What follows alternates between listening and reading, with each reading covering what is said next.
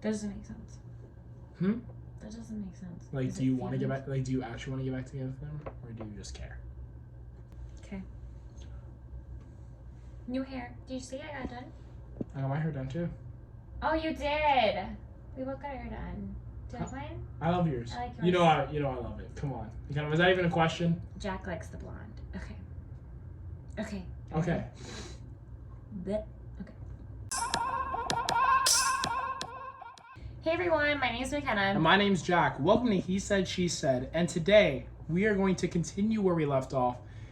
And we're going to figure out whether you really want to get back together with them, or do you just really care about them? Because I know it can be hard to tell sometimes, to differentiate those feelings. You know, you miss someone so much. And it's okay to miss people, you know? But do you miss the person, or do you, like, actually just miss having someone? And when we're speaking about them, we're talking about our exes. Remember, we're going to rebrand Sex with Your Ex. Oh, right. Sex with We're Your Ex. rebranding. Sorry, I messed up the title then. No, I'm just kidding. We're rebranding. It's not approved yet. Not yet. It's not FDA approved. Soon, though. Soon we'll get a trademark. We will get a trademark. Anyway, yeah. We're going to dive into this today because, honestly, I think we both need some answers. Right. You know, it's definitely a topic of conversation.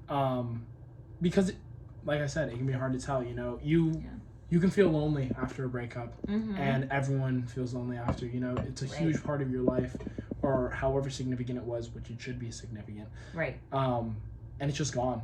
And then you start thinking, you're like, well, you know, you start missing them. You feel lonely. You're like, well, what if we just got back together? What if we made things work? Exactly. And I think the hardest part is that you get comfortable with this person. Right? Of course. So you're dating this person for a while, whether it's like 6 months to like a year, you really start to be vulnerable and comfortable with this person and realize that it's really hard to find somebody else that you want to be vulnerable with. But you have to take a step back out of your ego and really think like, okay, do I want to be with this person, or do I just want to be with somebody? It definitely comes down to that, you know. Setting your ego aside can be tough, you know, especially for me. Oh, yeah. I don't like admitting that I, you know, was wrong, that I chose the wrong person. So I feel like sometimes it's not even the wrong person, but I made the wrong decision in letting go, or in giving up. Well, right, but this is the thing about the ego, is the ego is drawn and feeds off of fear. Right. So when we break up with somebody or we get broken up with, automatically our ego goes to fearful thoughts like, oh my God, you know, you're not good enough, or you're never going to be with somebody ever again, or this is the only person that you're ever going to find, which is so false. Right. Right? But it's really hard in the moment to like take a step aside and be like, wait, this is just a breakup.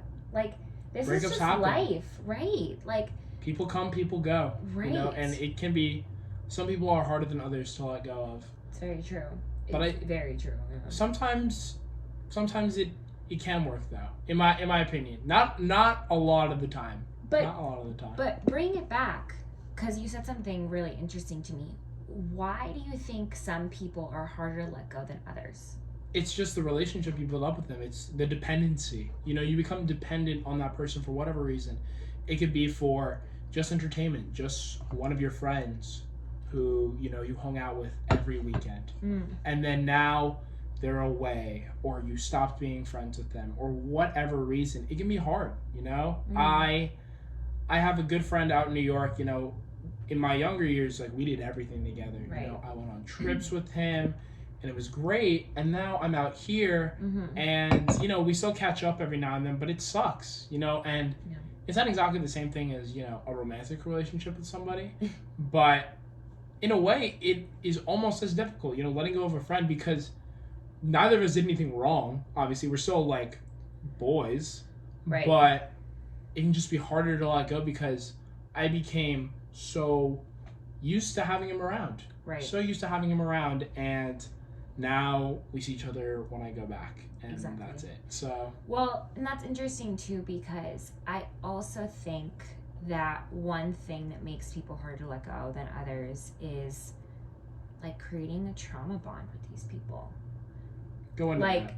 So a trauma bond, so you can probably relate to this too, like, you know, when you go through really, really difficult times in your life, really traumatic experiences, so like losing your dad, right? And you have the people that you were really, really close to when you lost your dad, when I lost my dad, or anything you went through, right? Like a bad car accident, anything. You create a trauma bond with these people because they were there when you experienced that. So like my first boyfriend, who I dated when I was with my dad, or when my dad was around. Thank you. When my dad was around, and the guy I was dating, we totally created a trauma bond because I went through this life-altering... My mother is calling me. Pause. Sorry. I didn't. Anyways. I went through like this life-altering thing, like probably the most dramatic thing that'll ever happen to me, right? Knock on wood, Jesus. Mm-hmm. And he was around for that. Like, he was the only person who was super close to me. So at the end of the day, breaking up with him was so hard because it's like, okay, do I actually love him, or do we just have this trauma bond, right? Does that make sense? You know, it's funny you say that. I feel that way with one of my friends. You know, I've been friends with this guy for like 9 years now. Wow. You know, we've been friends forever, since the 6th grade. Okay. And you know, he was with me during that time too, right? He knew my dad. Yeah. Right? And then I can remember it so vividly when it happened or when he was sick and everything. Like, he was there for me. Right. And obviously, I take that very deeply. You know, the people who are there for you when you're at your lowest. Right. And then things have happened in our friendship that made me think, I was like, wow, like, why are we friends? You know? And so I guess I would have gone through a similar process as I would, you know, having broken up with somebody, thinking, because we weren't friends for like, I did not speak to this man for like months after everything between him and I, you know, conspired. And then I kind of thought about it, and I was like, it's not that I miss like having a friend. Like, he was like my best friend. Right. And I thought he was sorry. So. Well, and it's also like the people in your life that were around when your dad was around are the last people in your life who will know your dad. Right. You know, like the friends that you're making now, or like the people that you're dating now, will never have met your dad. And so I also think that is such an interesting thing, because it's like, do we hang on to these people because we're hanging on to those memories? Right. Or do we genuinely enjoy these people's company? Right. And also, do we have higher expectations for these friends in our life who were around when our dad was, because we just want them to be there for us so badly? I just think it's because for me, it happened a very long time ago. So I would expect those people, I do hold those people to a higher standard. Right. You know, they know everything about me. Yeah. They know everything I've gone through and things like that. So if they were to be insensitive, not even just about that, if they were just to be insensitive towards me in any way, I'd be like, come on, you know how things go. It's not like we became friends a month ago. Right. Like, you know how it is. Right, you know how it is. Exactly. So. No, totally. And I think that I definitely allow my newer friends to kind of, I guess, fuck up more when it comes to my dad. 100%. Than my older friends. Like, my older friends, I'm like, dude, you know better. Like, you know how it was when he was there, and then you knew how it was when he wasn't. Right. So it's like, yeah, and I think it's the same thing with relationships. Like, my most recent boyfriend, he never met my dad. Right. Right? He never met my dad. He never knew. But he was great. He was always there for me. We always talked about it. I didn't have as high expectations for him as I did on my first boyfriend, which may have driven the first guy away. Do you know what I mean? Yeah, no. And honestly, even trauma bond aside, just people who are in your life longer, you know, they know how things go. Once you start getting into a relationship for 6 months, right, and then the next stage is obviously a year, you know, they start to, get with the program. Right. You know how things go. Exactly like that. And I guess on the other hand too, I mean, you and I have had, traumatic events happen in our lives. How is it on the other end? From the other perspective, trying to handle something like that, because we were kids. That can be, as a significant other of somebody who has had something that traumatic, or even something as traumatic, happen to them. That can be something tough to handle. And I do agree that you put a label on them as they're a real one. They know. Right. They know how it goes. They know how to treat me, how to go about situations, things like that. So I guess it can be tough. I do give people a lot of slack in the way that, the fact that you've been with me through all of this and stuff like that, and you haven't, really done anything else too bad, then I start to give my closer friends and my friends that I've been with for longer a little more slack, because I'm like, that's why me and my one of my best friends, that's why I was like, listen, of the 9 years we've been friends, this is one of the only things that I really feel has been significant enough for me to talk about it. So I think I can as long as you apologize, we can let it slide and we can be friends again and stuff like that. No, I get that. And so my first boyfriend, we started dating, I was 15. Right. And then my dad passed away when I was 17. We were still together, and I used to get so pissed at him because I so badly wanted him to grieve with me. And you can't put that pressure on other people. You can't force somebody. No, you can't. And so I think that's where also the trauma bond comes in. Because also, if your partner is going through something hard, if you're both going through traumatic points in your life, which he was also too going through a hard time, you start to form this bond and rely on each other. And you start to be each other's comfort zones. That dependency. It's the codependency. It can be hard to get rid of. It's impossible to get rid of, right? And so we've talked about this before, but once you enter that codependent state of your relationship, it is almost impossible to get out of it. Right. Because you're so deep in this codependency, you can't even see anybody else. It's just them. It's just them. And it can be, I mean, obviously, you can't be too dependent on, as we talked about before, you can't be too dependent on someone you still gotta, as I say, haven't said in a while, you gotta stick up for number one, yourself. But it can be, it's always nice, it's so nice to have somebody there. Of course. And especially someone who understands, Of course. None of my girlfriends have ever met my dad or anything like that. They've only met my mom, and they'll never really get it. No. Right. And I would never put that on someone to understand. Right. Because you can't understand. No, you can't understand, and it's not even about understanding. It's just about holding space, right? It's just about being there and listening. That's it. You don't have to understand, but I think it comes full circle to this. Okay. Do you really love this person and want to make this work and have a future with them? Or are you just holding on to those? Are you just holding on to these memories and holding on to that bond you have that was built in such a bad time, and you think, wow, maybe it could work. This person's been with me through the thick of it. Right. I don't know anyone else who could, if anything else happened in my life, how could anyone else do that? Right. And I think that plays a part in it. I definitely. Right? Definitely. I think we talk about this all the time. Relationships are not just rainbows and sunshine and honeymoon. Definitely not. You have to also be there when it's hard, because it's not always easy. Life is hard.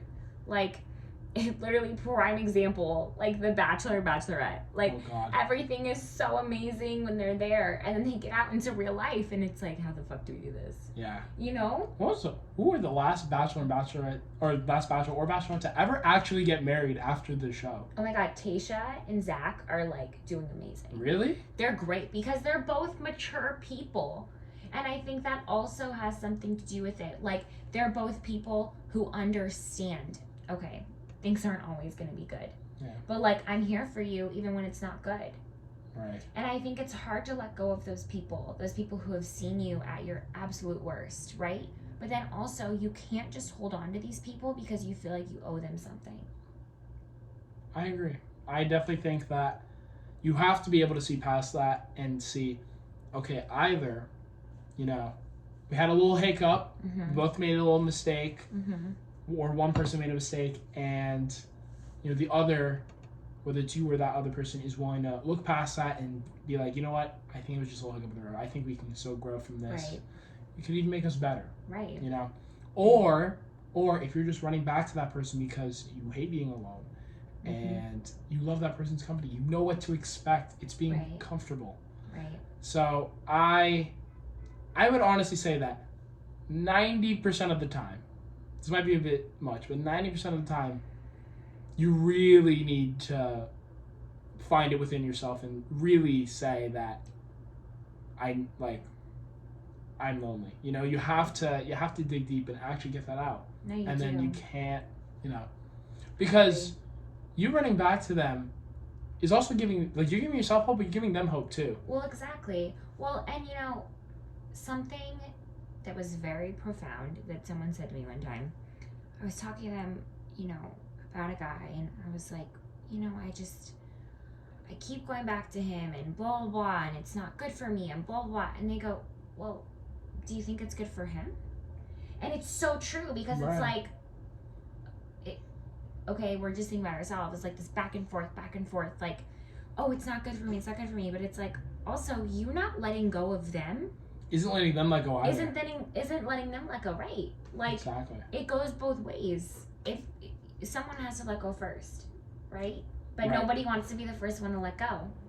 Because then it's giving up. Then it's like, oh, you gave up. Right. You gave up on us. And it's accepting this reality that you never thought was possible. Because when you're with somebody for a long time, you start to picture things, right? Like, you start to picture a future with them. Right. You start to picture moving in with them, or kids, or anything remotely. Maybe you don't want kids or dogs or anything.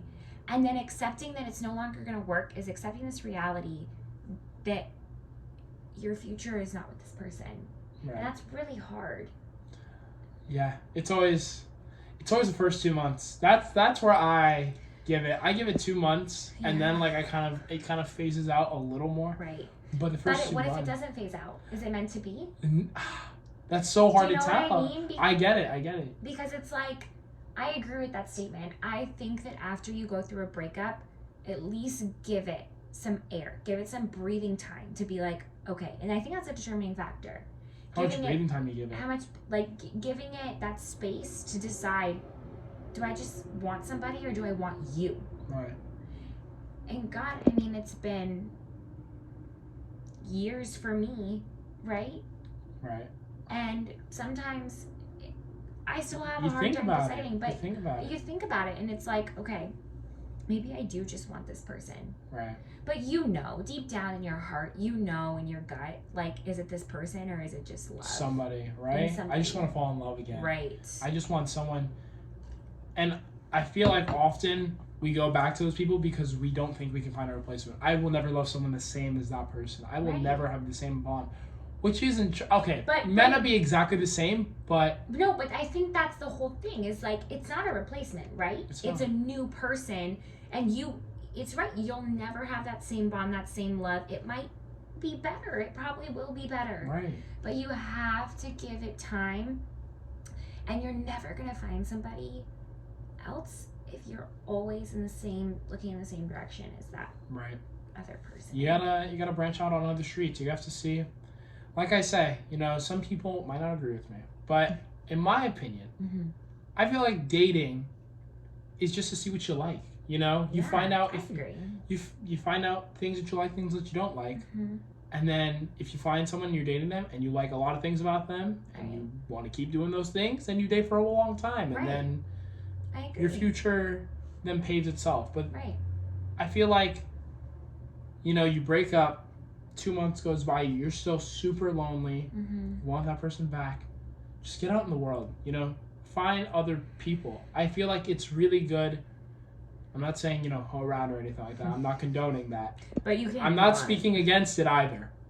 I'm neutral on that. Right. But I will say, just experience people, meet people, things like that. No, find what you like. Right, and I totally agree with that. I think like dating, not committing. I Right. feel like there's a difference, like between like dating around and committing. I feel like you should make that distinction because, you know, as we've talked about before, serial dater over here, but people would take that to think like, wow, she just gets around, things Which like is that. so funny because like it could not be more the it opposite. could not be more the opposite, right? Like the reason I go on dates, I go out, is to see what I like and see what I don't like, and then make those red flags. Like, okay, you know, like for example, I'm sorry, this is how I roll. If you don't roll like this, is fine. If the guy doesn't pay on the first date, that's a red flag for me. Right? That's just how I work. Right. That's just how I am. I'm exactly the same way. Yeah, that's just how I am. If you're not like that, that's totally fine. If the guy does not ask me any questions about myself, red flag for me. He's not interested. He's not interested. He just wants to have sex, right? And that's not what I'm here for. So there are things that I have learned in the dating process of what I like and what I don't like that'll help me with my future husband, right? Like along the way. Right. And I think that's what your 20s are for. Like your 20s are literally for you to find out what you hate and what you love. Right. Right? So don't like waste it just being scared of rejection and getting hurt. Like you're gonna get hurt. You're going to. Of course. It's life, right? And I don't know, I feel like sometimes there's a lot of people out there who are, in my opinion, a little more traditional. You know, Mm-hmm. like you start going out with someone, like if you go on a date, that's a commitment, right? And I know definitely like in my, I'm Chinese if everyone didn't know that, but in like Chinese culture and stuff like that, like going on a date is like, here it's like getting married, basically. Right. So like you meet like the parents before you go on the date, before you even agree to go on the date, things like that, this whole stigma around it. And I just feel like